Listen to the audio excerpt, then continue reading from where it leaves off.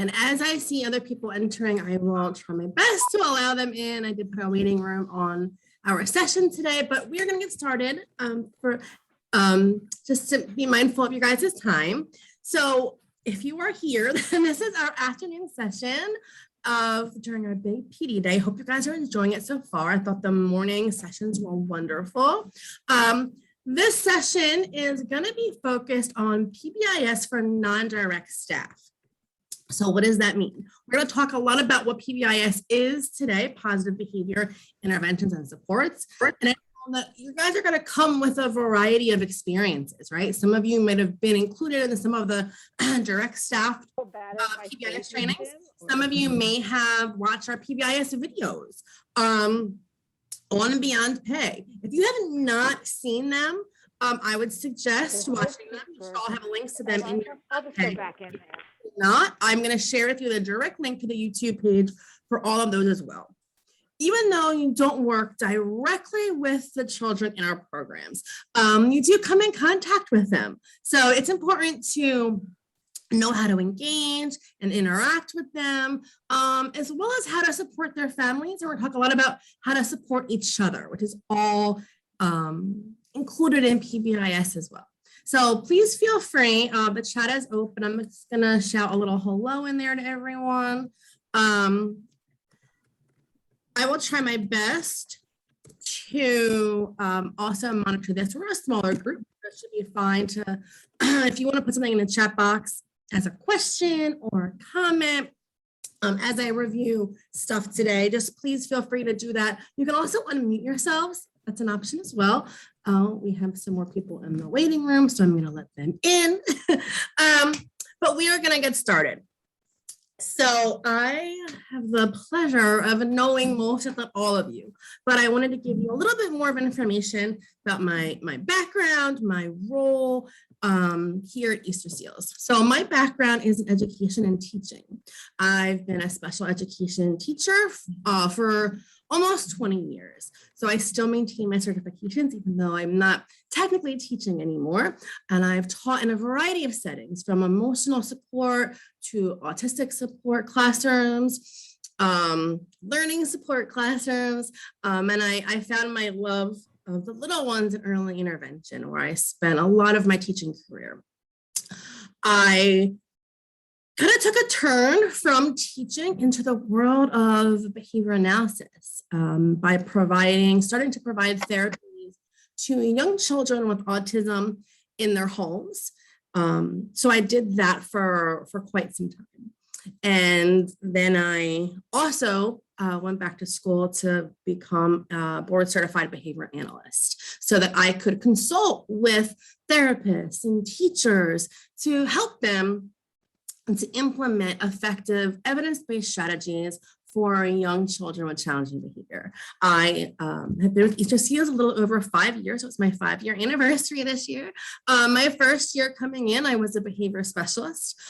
Shortly thereafter, I became the director of our behavior supports department and did that for the last 4 years. And just recently, as of this month, last month, I'm now the division director in Delaware County. So even though I have a new role here, I'm still a Pennsylvania PBIS facilitator. We have a number of facilitators within our agency, and those facilitators are the ones that can provide our staff training and support for PBIS. Okay, so if you have any questions as we go along, please just let me know. I think I have everyone. I'm going to do one more check of the waiting room. I don't think anyone else is in there. So we are going to get started. So we're going to start with a video. I'm not as fancy as our other presenters, and I'm going to stop share and reshare so that I can be sure the video shows for you guys. So I'm just going to stop share for 1 second and reshare my screen. And we're going to have a little motivation from kids to get us started.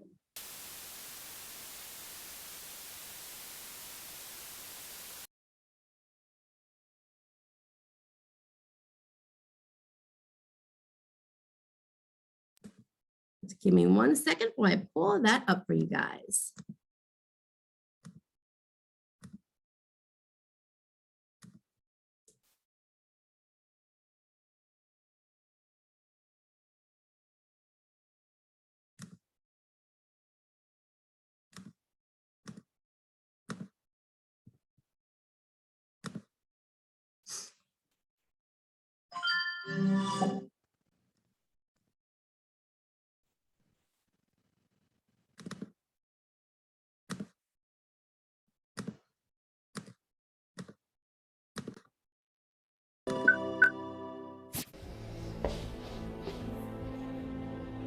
if you're tired of starting over, stop giving up. Here's the deal. I can do anything, be anything, create anything, dream anything, become anything.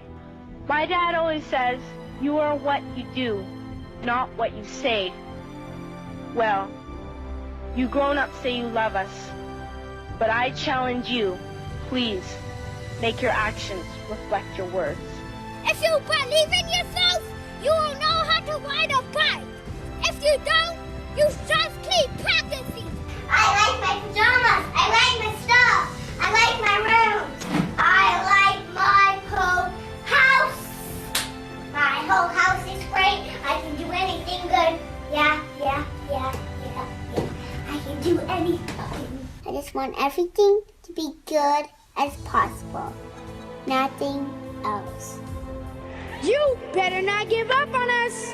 No, you better not. Because, as you know, in some cases, you're all we've got.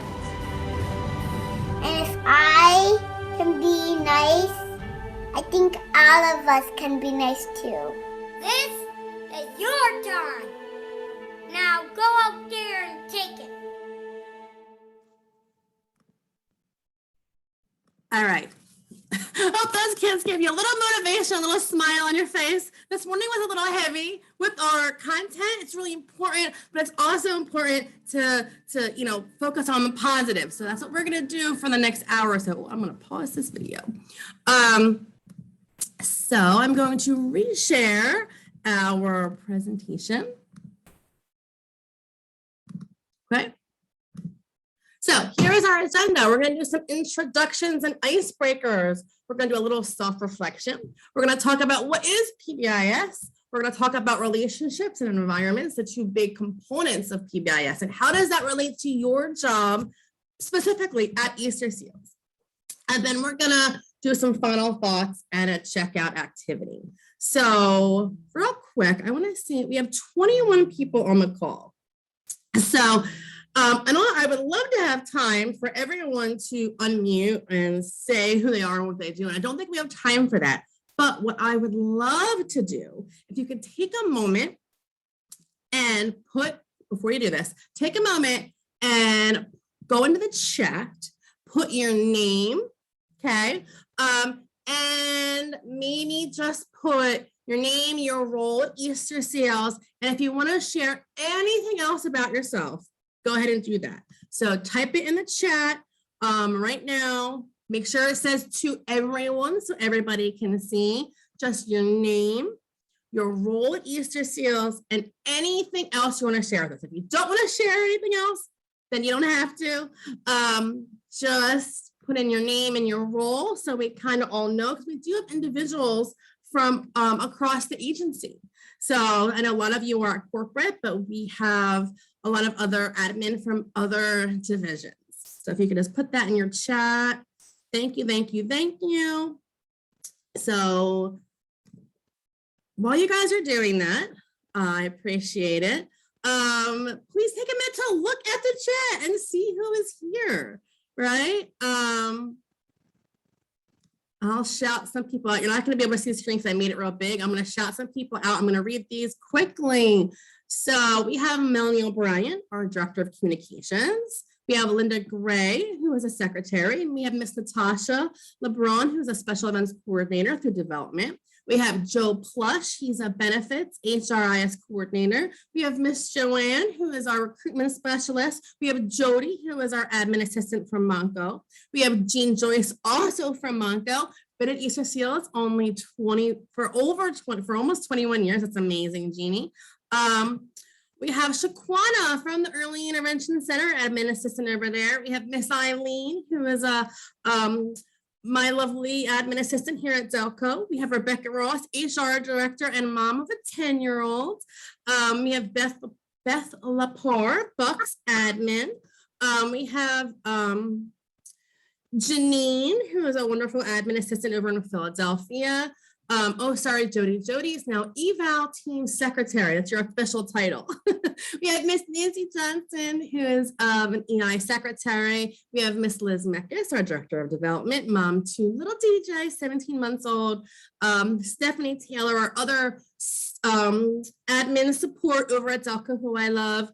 Miss Susan Sackman, who I harass on a weekly basis. I love you, Susan. Our human resources secretary. We have Colleen Joyce, supervisor of administration over at Monco. Brenda, who is a data secretary receptionist, and Mr. Rufus, who does it all. Official title, admin assistant supervisor in Philadelphia. Also Miss Lexi, who also does it all, assistant to Carl, and experiencing her first all-day multi-meeting Zoom. So welcome, you guys. You guys all do so much more than your titles, and I am so appreciative that you're all here with me today. Part of PBIS is focusing on ourselves and supporting ourselves so that we can support each other, right? PBIS focuses on supporting the children in our program, of course, but also focuses on supporting those families of the kids in our program.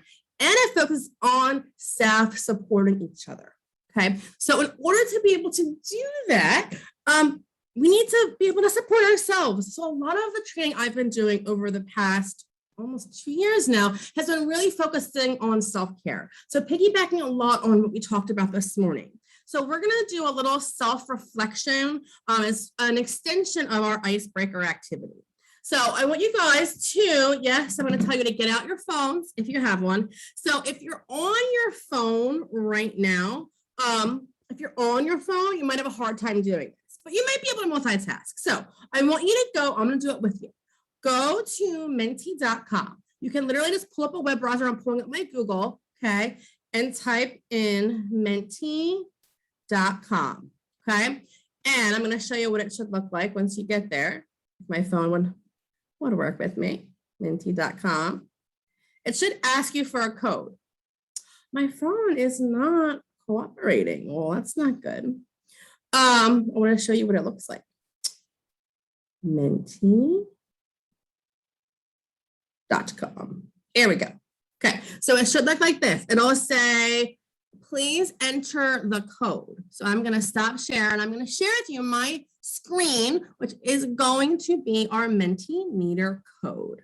Okay, so, all right, here we go. I'm going to screen share this with you.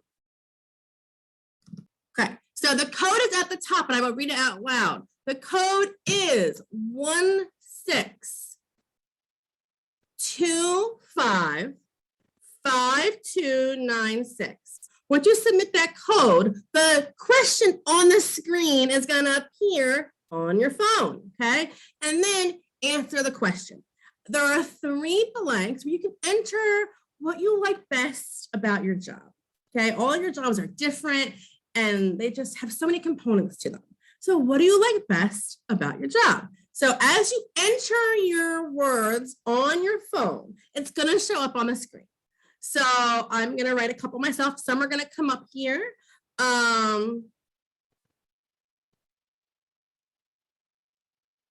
You can write like a phrase in there if you need to.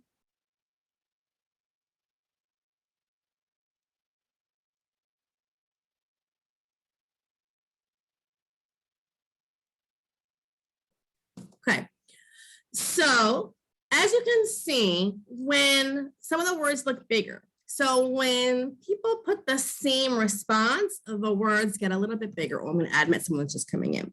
So some of the ones on here are interacting with people, colleagues, stories, helping kids, impact, helping families, passion, flexibility, the interactions, the kids, the variety. I think that says the community. Right? These are great, you guys. Autonomy, okay? Quality employees. This is great. So these are the reasons that you guys do what you do. And Easterseals would not be able to function on a daily basis without all of you. And all of you have these shared purposes, right? teamwork, working together, right?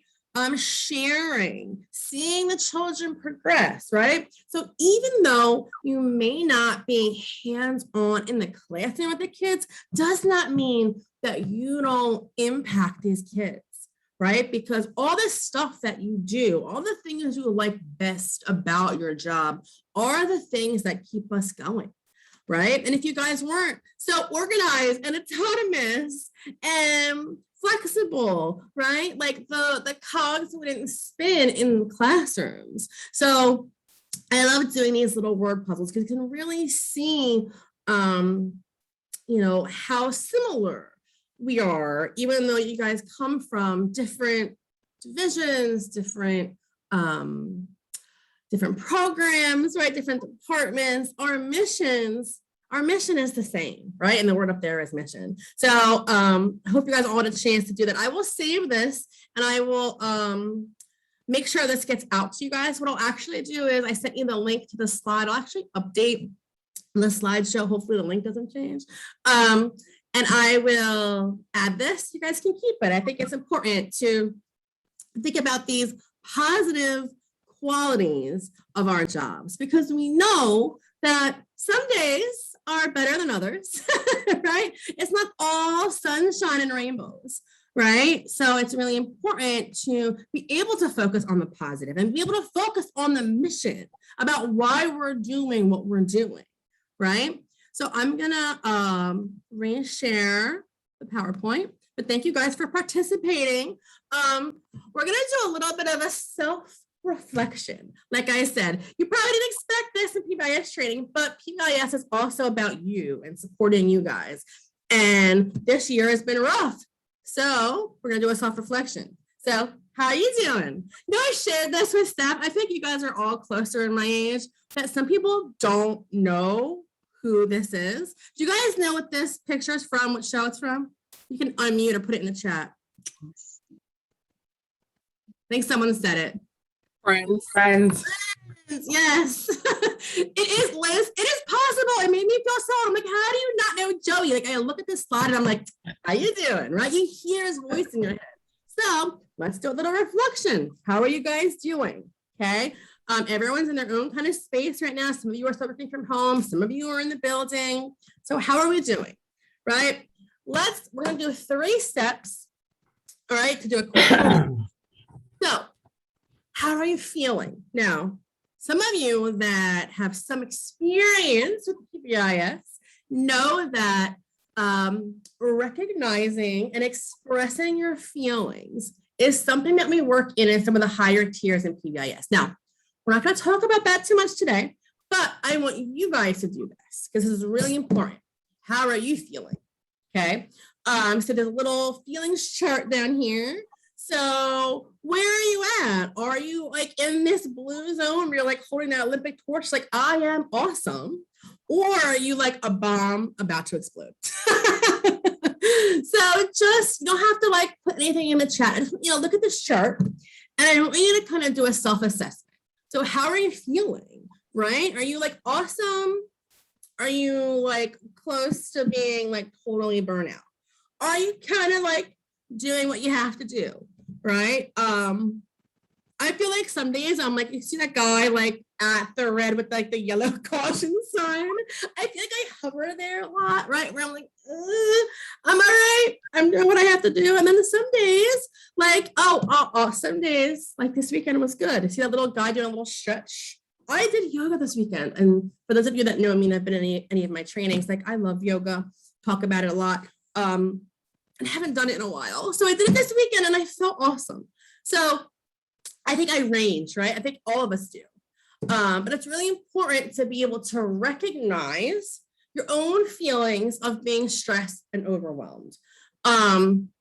Because stress, and we talked, if you guys heard this morning, does have a physical impact on our bodies, right? So being able to recognize, okay, like my hands are sweaty, like my heart's pounding, like I'm just feeling that the walls are closing in, right? That means you're getting close to that red, right? It means that, maybe you're having some anxiety, some panic, right? Being able to identify those signs within your body is really helpful because you need to identify ways to cope and calm. Okay. And I don't think, I mean, it's funny, but it's not like, this is stuff we teach to kids, but this year I've been really reflecting on how can we teach this stuff to young kids, right? When sometimes we don't even do it, right? So step one, self-assessment. How are you feeling? Okay. And then if you're close to that red or even not, consider an activity that can help you to calm and then implement them throughout your day and week. So I talk about this with our classroom staff as well. And sometimes they can even implement this stuff in their classroom. But for you guys, can you implement these sort of coping, calming activities into your everyday? Okay. So whether that's yoga or movement or meditation, maybe it's art. Some of you, I'm sure, have crazy artistic talents. Are you using them? Are you writing, drawing, painting? I'm not listening to music. I don't have too much opportunity anymore, but I used to love having music on while I was working. And it actually helped me to focus better and calm, right? Can you do that if you're working from home, right? Or even if you're not, can you close your door and have some music on or put headphones on, right? When I had my office, still there, but I'm never there, at corporate, I would listen to music. I'd have like earbuds in and it helped me to focus. And it also kind of like prevented people from like coming up to me. Not that I love talking to people, but when I have to write like an assessment or a report, it was really helpful to have like a signal that like I need to focus, right? So music can be a great way to cope and calm. Also think about time outside. So I have a therapist here at Delaware County and she walks around the building and I'm like, please, can you take me with you? Like take, if it's 5 minutes, if you're inside all day, just step outside. Getting a breath of fresh air, right, can really help to cope, to calm, especially if you're feeling anxious or panicky. And then deep breathing. Taking some deep breathing, like I said, stress has a physical effect on your body. So if we can take a deep breath, it actually can counteract some of those effects, right? So step one, assess how you're feeling. Step two, identify these ways to cope and calm. So along those lines, we're going to talk a little bit about mindfulness, okay? And again, you're probably like, I thought we were talking about PBIS. Trust me, you being healthy will help with the other things we're going to talk about, okay? So mindfulness. So real quick in the chat, when I say the term, oh, Jody, thanks for putting in the chat. So Jody, I am glad to hear life is getting better. Yes. So everyone goes through stress and time is where like things are like more in the red and more in the blue. So when we're talking about mindfulness, regardless of where we're at, right? Mindfulness can be a good practice to help center us. So when I say mindfulness, can you guys type in the chat, like, what does that mean to you? It can be a word or a phrase. Like, what does a mindfulness mean to you? Let's give you a second to input that.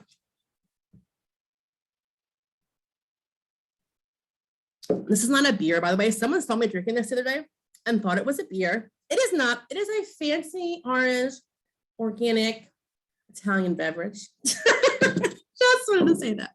Okay, so what is mindfulness? Being aware of yourself and your surroundings, being present in the moment, checking in with yourself, okay? About, what are you doing? Reading, hearing, not drifting. Good, Liz. Awareness, being present without phones or computers.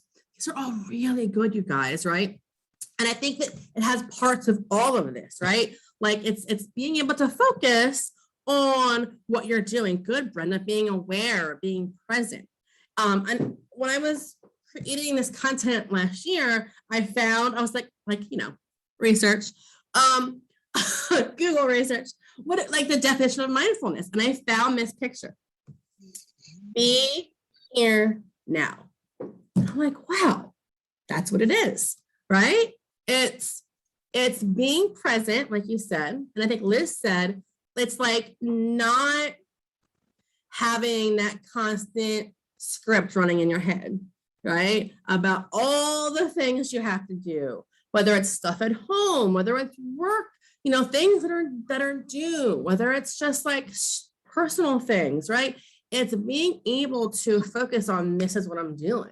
So can you guys be here with me, right, for the next, 45 minutes, right, without checking your phone, without checking email, and even me, like I'm really mindful of this now being the role that I'm in. When someone is sitting in my office, I don't want to be checking email. I don't want to be looking at my phone. I want to be present, right, and attending to that conversation with that person. Right. So if we can practice this in our roles, and this applies to all of your jobs, right? Like it's really going to help with your level of stress, right? Being present and being able to be here now with whatever it is that you're doing. This is helpful at home too, you guys. I'll tell you a short little story, a little tidbit, because I shared this in a training not too long ago. And it's all about mindfulness, but it's also about leaving work at work, right? And then not bringing personal stuff into work, right? So not bringing work into home, not bringing home into work. And there was a story, and I'm going to say it wrong, but there was a husband, a father, and he worked in construction, and he had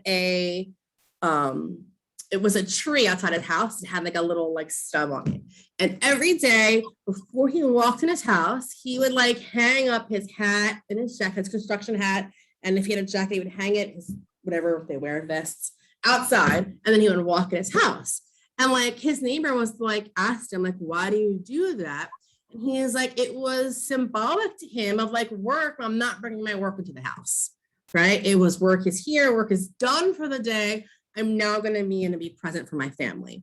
And I always think about that. Like, can we do that? Can we take off whatever hat it is we're wearing to be present? And same when we're coming in the building. Like, honestly, guys, like I love my children. And you guys put about your children. I don't know. I have 2 young kids. I have a 7-year-old and a 2-year-old. So for me to take off my mom hat, right, when I come in the building and be able to focus on work is really important. Not that I don't think about them. I have their little pictures back there, and I can, they help me. Like there's some of my coping, right, when I feel stressed, but to not have that mom worry throughout the day is really important for me. So another picture, I'm really big with mental pictures, right? Is your mind full or are you being mindful, right? So see the difference?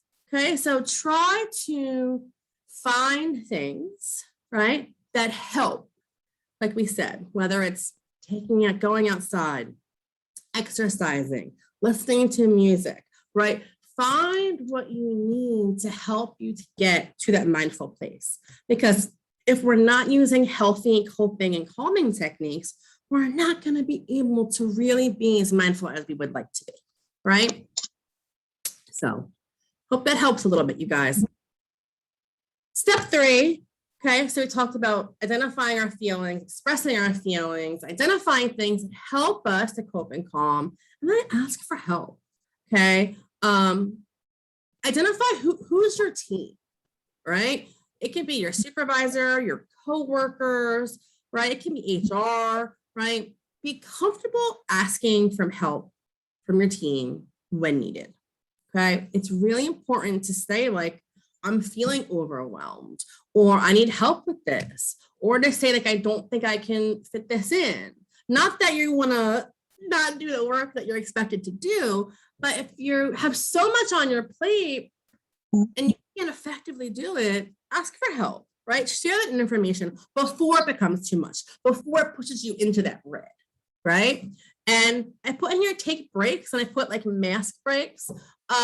If you're in the building, and I say this to the teachers and classroom staff as well, wearing masks all day, especially if you suffer from anxiety, it can just be stressful. So ask for a break, communicate with your team. Obviously, if you're in the building, people need to know where you're at, probably if you're in the building. But take a break, step outside, get a breath of fresh air, okay? And ask for help. So we're gonna do a little practicing here, okay? 4 quick ways to reduce tension.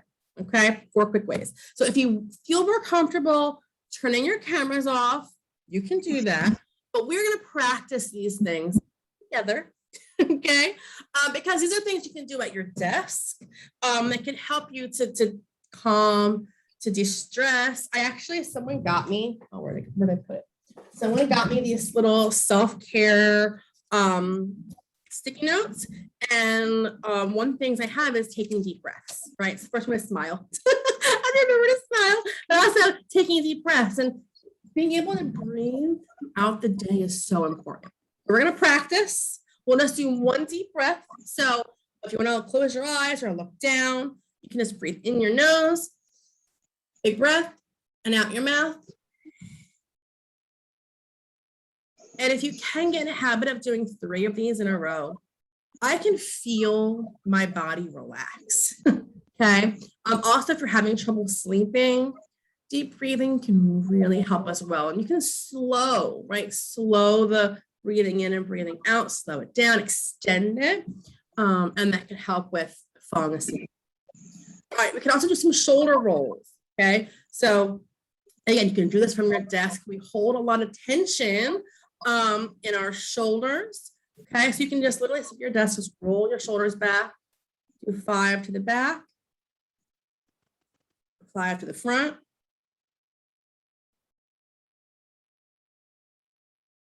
You guys should be doing these. I'm not looking. Okay, also, we hold, it's so weird, I don't have it on here, but we're not gonna look up and look down. Our eyes from looking at the screens all day, especially today, virtual all day. You gotta work those eye muscles as well, but also, it's not on here, but we also hold a lot of stress in our jaw. If you open your mouth, I hear it every time. You can hear your jaw crack. Okay, so do a little jaw stretch, and then eyes, look up, down, try not to move your head, it's kind of hard. Look up, look down, again, just helps your eye muscles. And then wrist rolls, oh my gosh, I do these all the time because I'm constantly typing, and a lot of you guys are too. So just roll out your wrists, go one direction, go the other.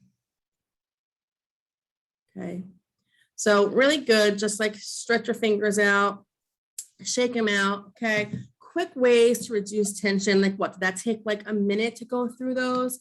You can embed those throughout your day, especially if you're feeling tense or stressed. It's really going to help. Okay, so if you went through all those things, you're trying to, use your strategies at work to cope and calm, you're reaching out for help to your team, and you're just still feeling in the red, there are mental health resources. Oh, I'll add the one, our employee assistance program through Easterseals. I'll also put that on here for you, but there are many, many resources. During COVID, they had this, all those text lines that are still open. So again, you have the resources on these slides, but please reach out if you need support. All right, see, look, we're already halfway through and we're at PBIS. So who knows what PBIS stands for? I did say it in the beginning, but who knows what it stands for? What's the P? You can put it in the chat or unmute.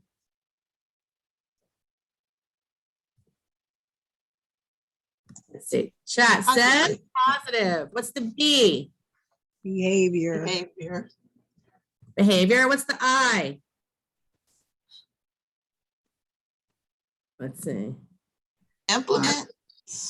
Close. Intervention. Melanie got it. Intervention. And what's the S? Support. There we go. Positive behavior, intervention, and support. That's what PBIS stands for. So what does that mean? Okay, so PBIS in a nutshell is a positive approach to behavior, to behavioral interventions. Okay, it's based on the principles of applied behavior analysis, which is the science that studies behavior. It's a framework for assisting people that work in schools in adopting evidence-based behavioral interventions. It is not a curriculum. It is prevention focused, and it's to help us to organize these practices that we want to use, improve implementation of them, and maximize successful outcomes for all of our kids. PBIS supports the success of all of the students in our building, okay? This is not just for kids that have challenging behavior, okay? This is to support the social and emotional well-being of all the children that we serve. Also, to support all of our staff, okay? Here are some components of program-wide implementation. We have core leadership teams in every division.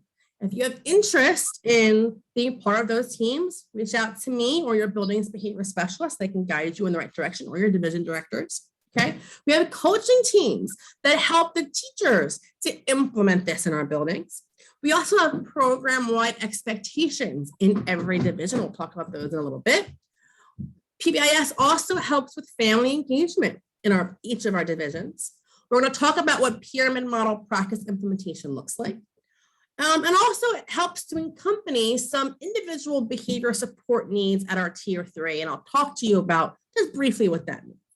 But we have professional development and staff support and ongoing monitoring of implementation and outcomes. So we have an annual assessment in each building called the benchmarks of quality that our core leadership team goes through. And it kind of assesses like, what are we doing really great for PBIS and what are things that we need to still work on? So why do we do this? Okay. We do this to support kids and staff. Okay. We want reductions of challenging behavior in the classrooms. We don't want to promote social and emotional development. We want staff to be able to have an enjoyable work environment. Okay. We want our program quality to be increased. And we want these things to help decrease staff leaving, to decrease turnover. Okay, we want to be able to clearly articulate policies and procedures as it relates to PBIS and behavior. We want to be intentional in teaching and supporting kids' emotional development. We want to rely less on outside experts. And yes, that includes our behavior specialists, right? We want to give our staff the skills to support our children and have less kids that then need outside supports. And we also want to collaborate with outside mental health providers in our community. I will share these again at the end, but some of the content here today is from the Center of the Social and Emotional Foundations for Early Learning, as well as the National Center for Pyramid Model Innovations. So here's our pyramid model. I'm not going to spend a ton of time, but it's important for you guys just to be familiar with what is a picture, what does it mean, okay? So the yellow on the bottom is you all and all of our staff, right? This includes you. And we want to create this effective workforce through staff support and training. Okay, that's why I feel like the self-care piece is so important. I have a slide that I didn't put on here, but it's like something that I heard over, when we were home from COVID, but unhealthy adults can't support healthy kids, right? So we want our staff, including you guys, to be healthy in all areas, right? Physical, emotional, right? We want you guys to be healthy and be able to implement the strategies to help improve the environment for our kids and for our coworkers, okay? So today we're gonna focus primarily on that blue section.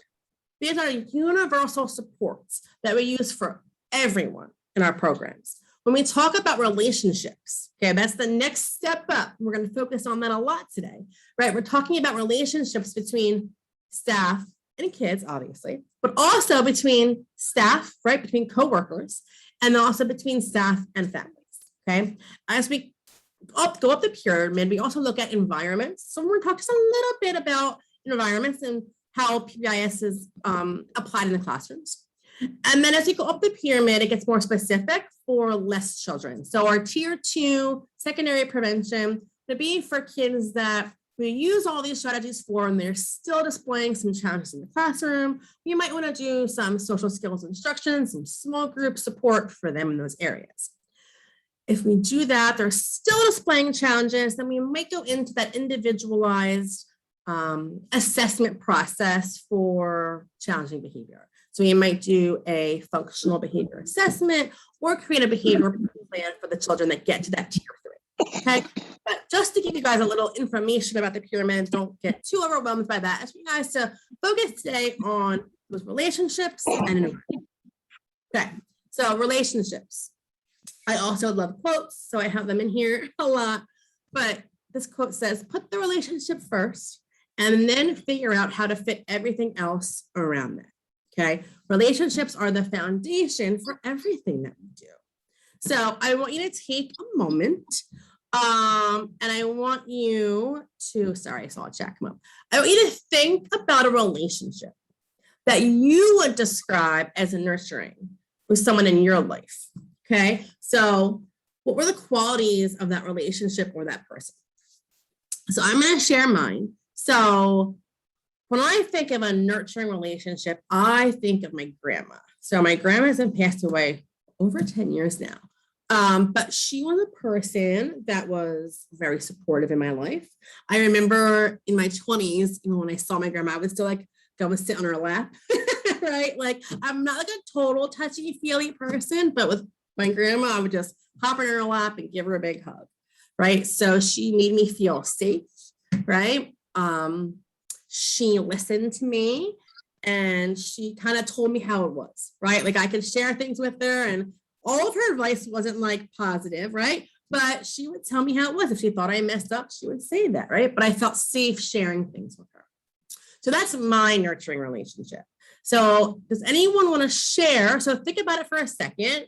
What would be a relationship that you would think you would consider nurturing in your life? And you can either put it in the chat or if you want to unmute yourself to share about that relationship. If we could get like 2 or 3 people to share, that would be wonderful. Who would like to share a nurturing relationship in your life? And you can put it in the chat or you can unmute yourself.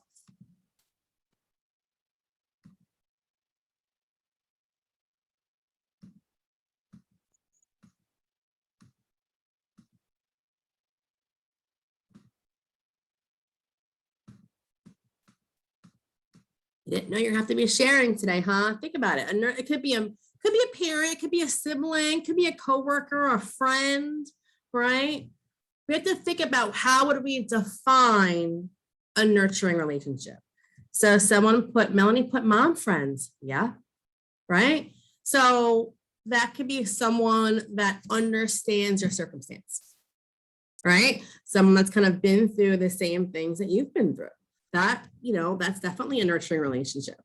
I definitely feel better when I can talk with someone that kind of understands my perspective, right? I would consider that nurturing. Someone that checks in, right? Out of nowhere, just to see how you are, right? Like, yeah, like we live busy lives. So it's just someone that reaches out to check on our well-being, right? Makes you feel cared for, right? Makes you feel loved.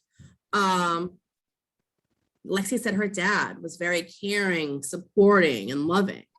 Rufus said his family, right? So these are all great, great characteristics. Thank you for sharing with those of you that shared in the chat. So how do we replicate that is the question, right? How do we replicate that? Because we want to create significant relationships, right? With the kids in the classrooms, for those of you that are in the classrooms, but for us, like, how do we create relationships like that at work, right? Obviously, we don't have that innate love for each other, right? If we're talking about a sibling or a family member, right? But how do we support each other? How do we find a way to create a culture at work where we're caring, right? Where we're checking in on each other, right? Where we feel like we can share an experience with each other, right? How do we create that sort of relationship, right? So that's what we're going to talk about, because that's, the kind of culture that we want to create, like the kind of a work environment that is going to be the most effective. There's a ton of research. I've been listening to a lot of podcasts on leadership and effective work environments. The most effective work environments are ones where they're built on solid foundational relationships, right? So how can we do that? That's what we're going to talk about a little bit. How can we use strategies that we use for PBIS with kids and use those strategies to help create those environments at work? So that's what I just said. The relationships we build with children, families, and colleagues are at the foundation of everything we do. It's important to build these relationships early rather than waiting until there's a problem. So this impacts you guys as well as families, because I always say that when we have difficult information to share with families, or we want to talk about maybe that a child is having a hard time in the classroom, we want to talk to the family about it. If we have an established relationship already with the family, it makes that conversation go much smoother. But think about this in the context of our work relationships, okay? So if we have a relationship with the people in our department, okay, isn't it easier to talk when there is something that maybe we don't agree upon, right? If you don't have a relationship with someone, it can make conversations challenging when problems arise, right? So if we can build these solid relationships with the people that we work with, it really can decrease, uncomfortable conversations and conflict in the workplace, right? You guys, if we have those nurturing relationships, right, we'll feel more comfortable sharing, right, about how we're feeling, right? Going back to the stuff we talked about initially, right? You might not feel comfortable sharing with your supervisor if, you need to step outside because you're feeling super anxious, if you don't have a good relationship with them, right? So it's important, whether you're a supervisor or whether you're not, doesn't matter, to build and establish those relationships with everyone that we work with. So I kept this quote and I was going to delete it. And I'm like, no, it's important because, every kid is one caring adult away from being a success story, right? Which is so true. All it takes is one adult to change the trajectory of a child's life. But think about that in the context of adults too. Sometimes we don't know what's going on in the home lives of our coworkers.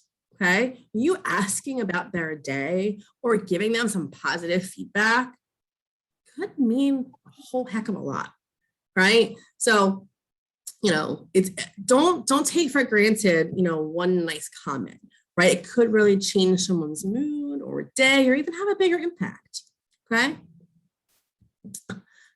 Like that. And then I have these funny little things in here. So, I'm actually going to switch this around a little bit. Oh, sorry, guys. I tried to switch my slide and it didn't work. I'll reshare, but I want to talk to you guys before we're going to do an activity, talking about hot buttons and things that push our buttons. But before we do that, I want to talk about the 5-to-1 ratio. So I'm going to reshare real quick.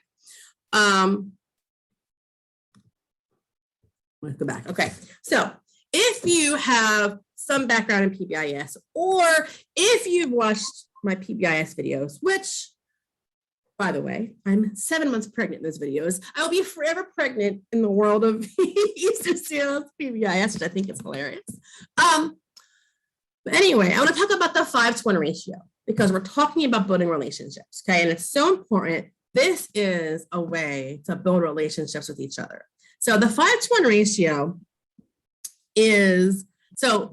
it's a magic ratio, which says that we should have 5 positive interactions, okay, for every 1 negative interaction, okay? So there's a quote on the slide that says, during conflict discussion, the ratio of positive to negative interactions in relationships headed for divorce is 0.8 to 1, not 5-to-1, as it is in healthy, stable couples.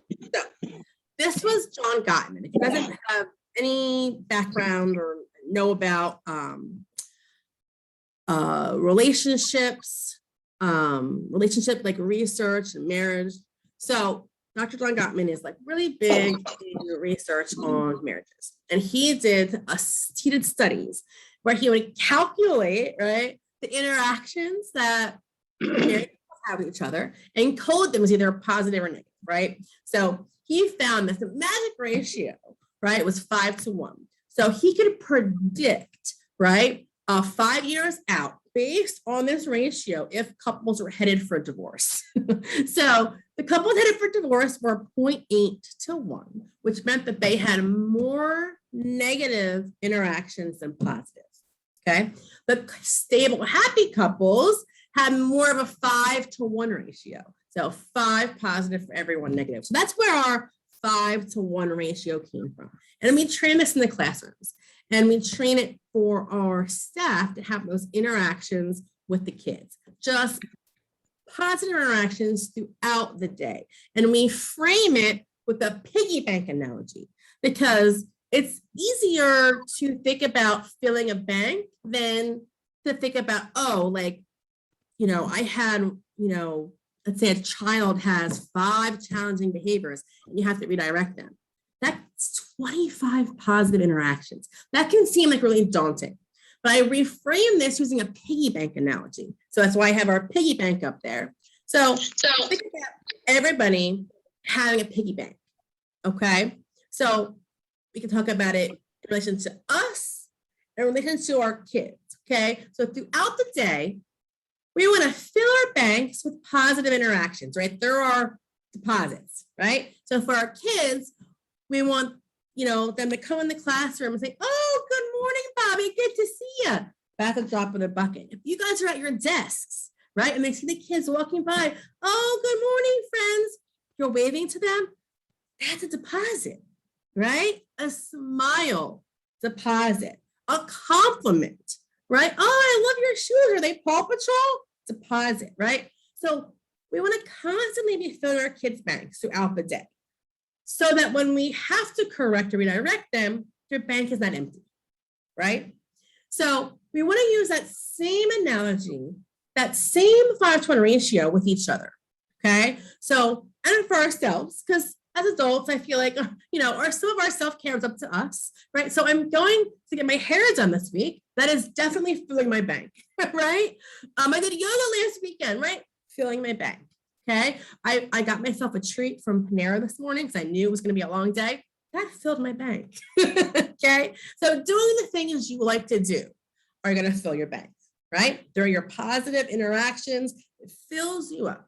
Okay, and then we can't avoid all of the negative interactions in our lives, right? So maybe we have to have a hard conversation with a coworker or a parent or the supervisor. I mean, part of your job is having some hard conversations. So that's going to be withdrawals, right? It's going to take money out of that bank, okay? So if all we have all day are withdrawals and we don't fill our bank, what's that going to lead to?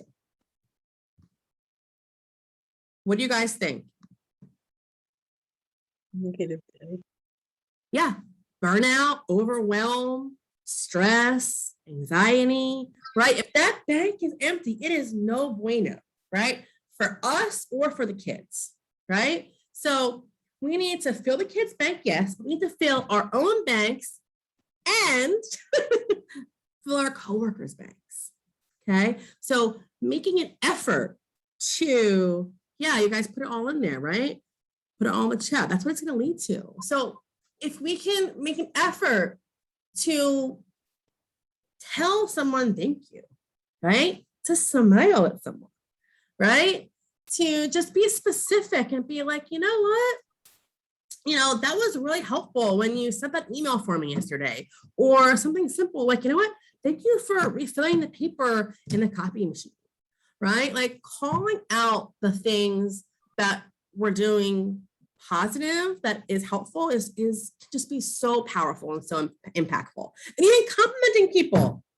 Like everybody like loves getting compliments. Like, oh, I love your shirt. Like, did you get your hair done? Right? Like there are things that are gonna fill each other's banks. So that is one huge way to build relationships, okay, in the workplace. And with our kids, you guys can fill their banks too, right? When you see them, right? By saying hi, by smiling, getting to the kids' names, right?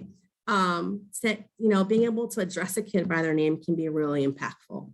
Okay. So, and I thought that was important because I didn't want to skip over that.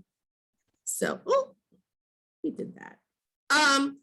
So my gosh, guys, we have like 15 minutes left. So if we have time, I'm going to come back to our hot button activities. But I want to talk about using positive language, because this is one of the biggest parts of PBIS.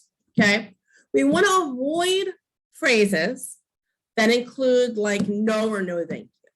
Okay, it doesn't really inform kids about what is expected of them, and they do this little activity in trainings where I ask someone to tell me no thank you. So let's say I knock something over, right?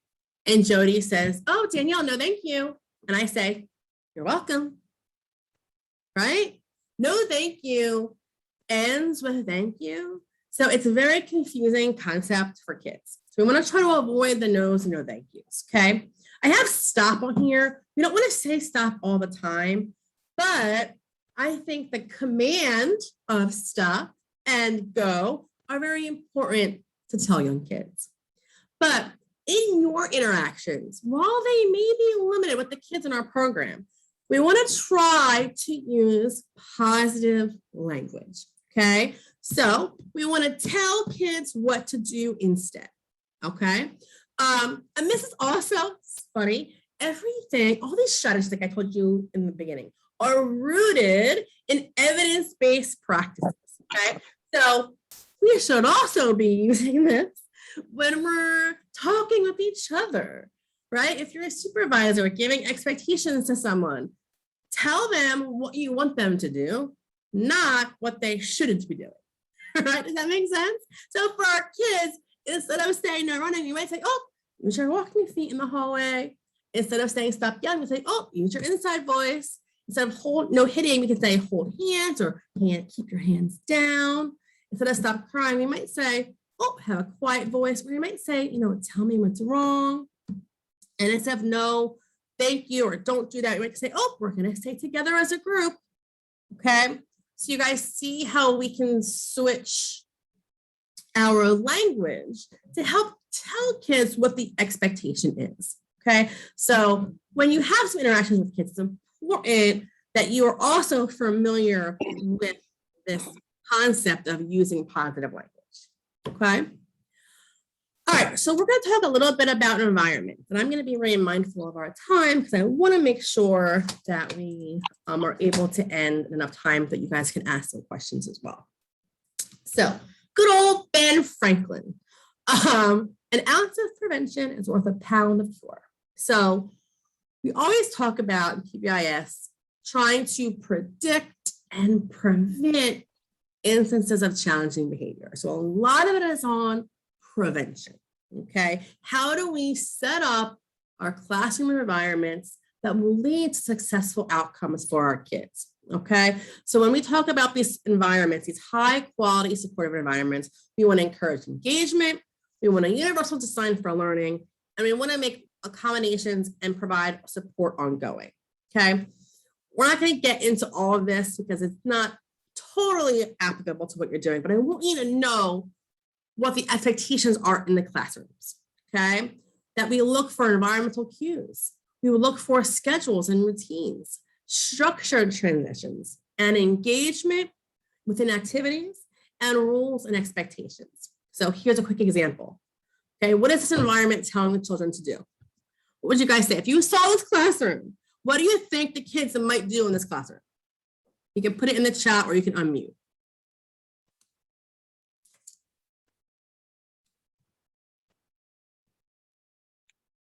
Any ideas?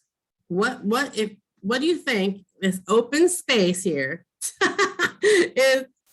Well, yes, it looks like their cubbies do need to be straightened up.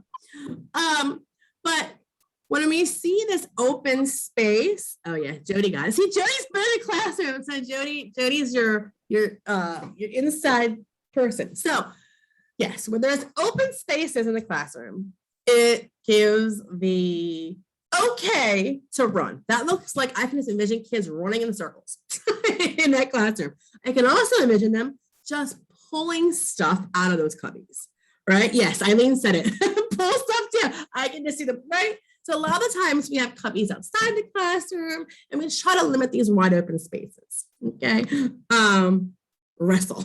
Yes, Jody, that too. But look at this environment. Let's see what difference some little feet prints and a little fence in the classroom. So how is this environment different? What do you think the kids would do in this environment?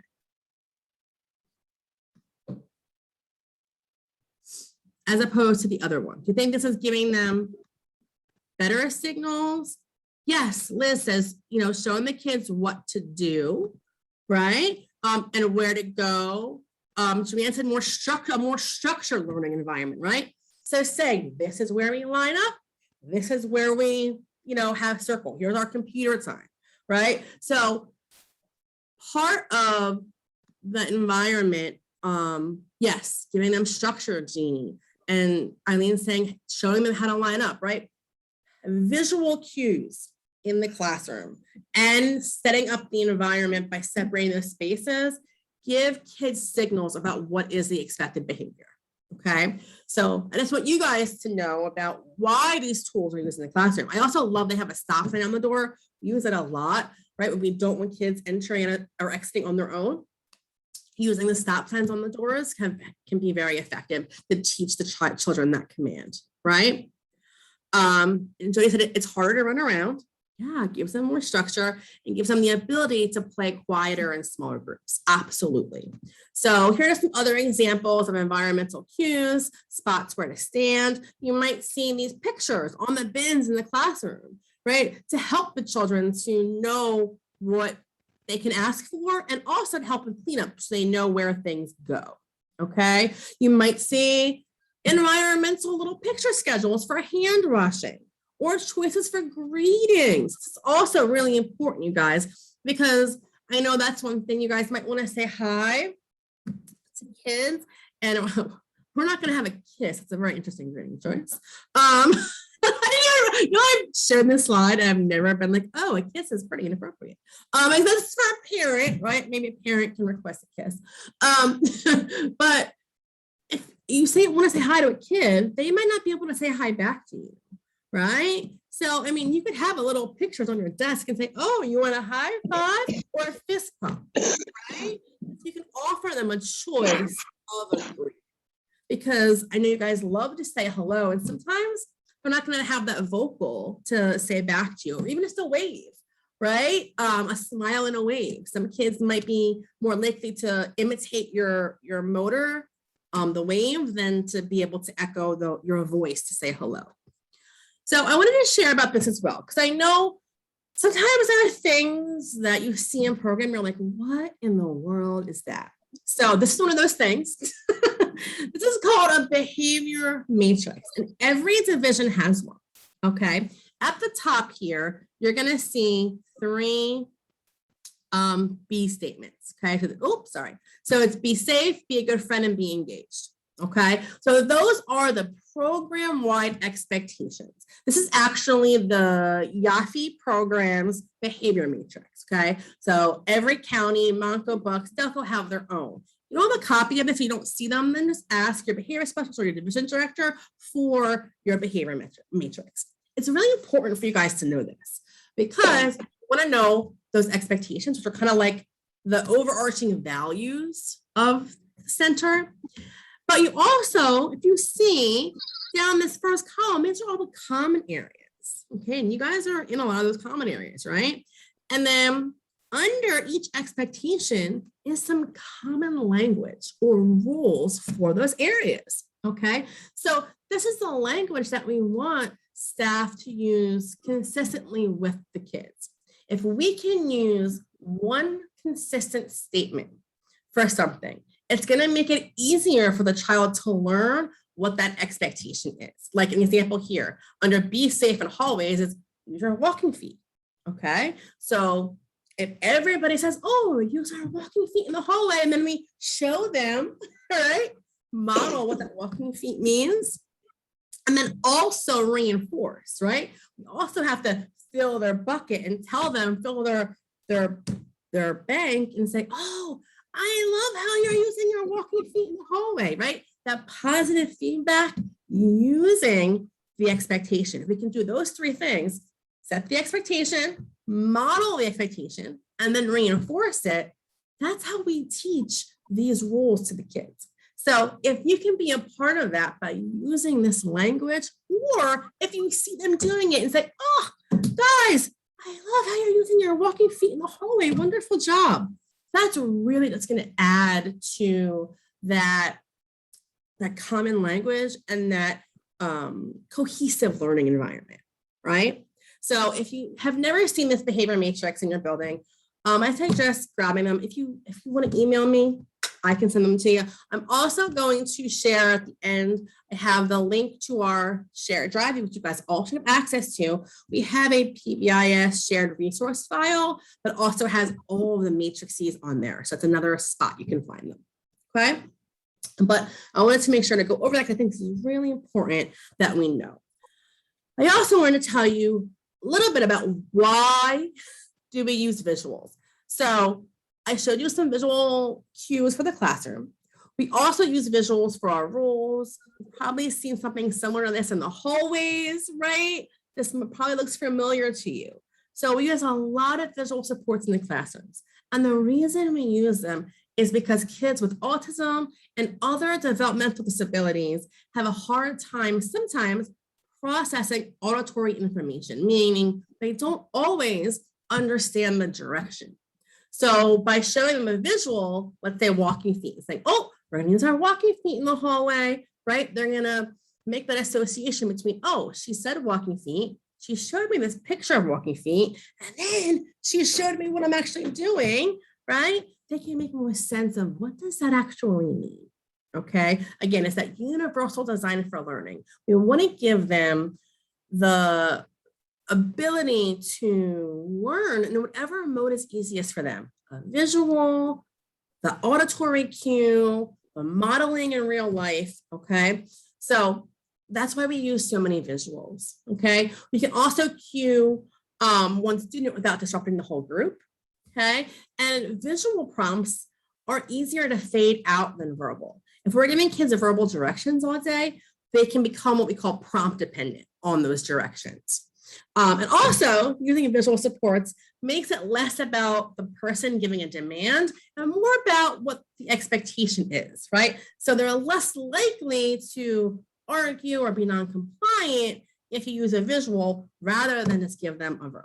So I wanted to put out there just so you guys know like the why behind why we do things, okay? All right, so look, here we are, we made it. So I want you guys to think about two things that you can do, whether it be to improve your relationship with your coworkers or to improve your interactions with the kids in the program. What are two things that you can work on? Because I think that, I love doing trainings, but I always think there needs to be an implementation piece. So how can you implement these strategies? So just take a little notepad, maybe it's the self-care stuff, guys. Maybe it's like, you're going to do a checklist that I have, right? You're going to make sure to breathe throughout your day, right? But think about two takeaways from what we talked about today and try to implement them starting tomorrow in the classroom. And not in the classroom, in your office or wherever that you're working, maybe it's at home. To try to improve it can improve your own mood, it can improve your relationship with your coworkers, or improve your relationship with the kiddos in the building. Okay, so I'm gonna leave this open for questions for the last couple of minutes, but you guys got this, right? You're getting a lot of information today. So I hope that what I gave you was something that you can use and it's helpful. I'm gonna share these resources are on the slide. So here is the shared drive. This will go directly to our Easterseals shared drive. But if you go to behavior support and you go to PBIS shared files, they are in there. If you need that direction, email me, I'll give it to you. We also have the PBIS videos. If you've already viewed them or for some reason they're not showing up in your Beyond Pay, you can use this link directly. The videos are total of an hour, so they're not that long, but it gives a nice glimpse into the classroom. There's actually footage from inside of our classrooms to get more of a look at what does PBIS implementation really look like. We also have a YouTube channel that has a lot of content, primarily from over COVID, that is great. We also have a lot of webinars on there for families, so you guys can take a look at that. And here's an NCPMI website, ton of PBIS resources. So I'm gonna stop share. So thank you guys for participating today. I'll stay on for another couple of minutes if anybody has any questions. Oh yeah, you guys want the code? That would be helpful. I almost forgot. Thanks, Brenda.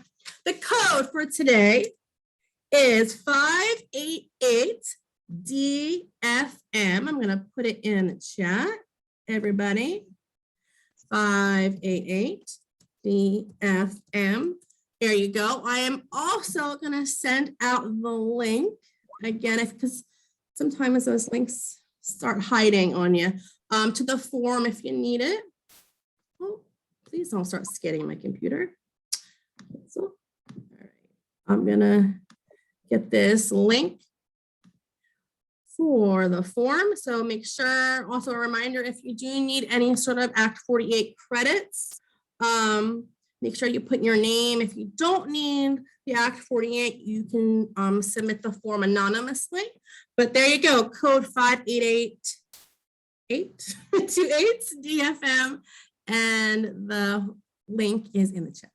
So thank you guys. I'm glad to be able to spend this little bit of time with you. Hope you enjoy the rest of your afternoon, and I'll stay on for a couple minutes for questions. Thanks again. I'm gonna stop recording.